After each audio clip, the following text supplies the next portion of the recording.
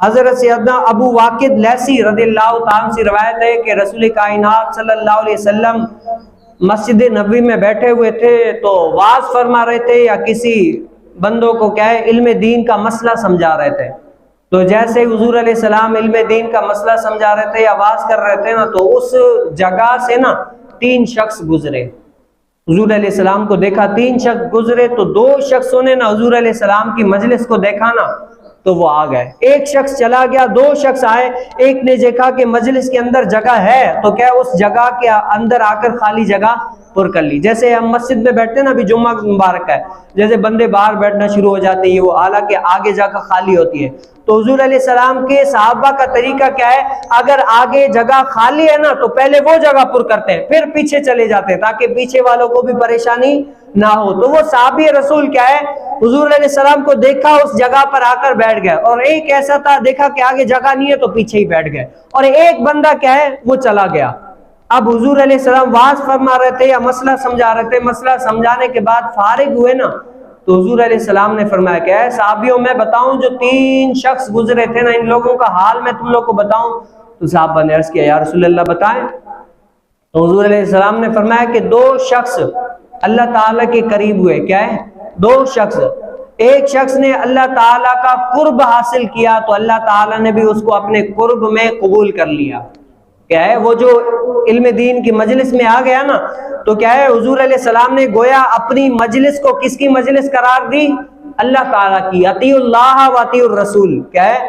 حضور علیہ السلام نے فرمایا جو اس مجلس میں بیٹھ گیا نا، گویا کہ یہ اللہ کی مجلس ہے، وہ اللہ تعالیٰ کے قرب میں آیا تو اللہ تعالیٰ نے بھی اس کو اپنا قرب دے دیا. دوسرے شخص نے اللہ تعالیٰ سے حیا کی. کیا ہے حیا کی؟ مطلب کیا ہے، درگزر کی، عفو درگزر کیا، جہنم سے دور رہا، عذاب سے دور رہا تو اللہ تعالیٰ نے بھی اس سے کیا ہے حیا فرمائی. اور ایک نے اللہ تعالیٰ سے منہ موڑ لیا تو اللہ تعالیٰ نے بھی اس سے منہ موڑ لیا.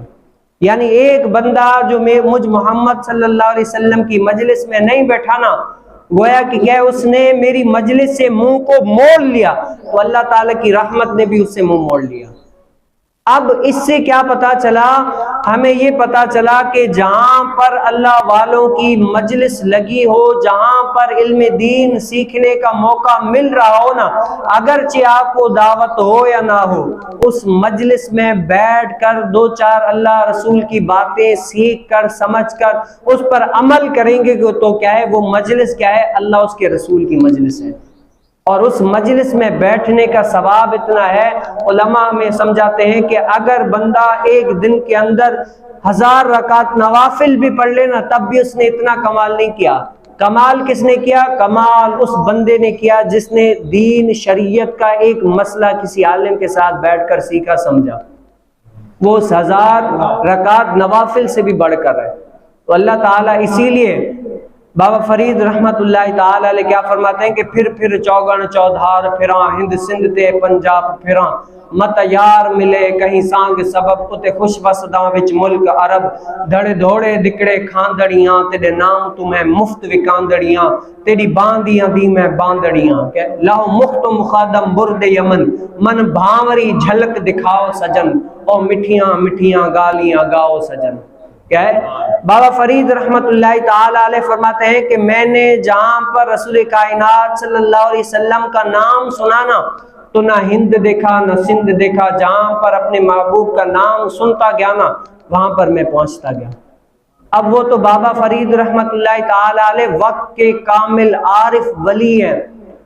اب وہ جب ایسی مجلسوں میں جاتے ہیں، اپنا کہے ایسی مجلسوں میں جانے کا اتنا شغف ہے، تو آپ بتائیں مجھے اور آپ کو کتنی ضرورت ہے کہ ہم اللہ والوں کے پاس جائیں.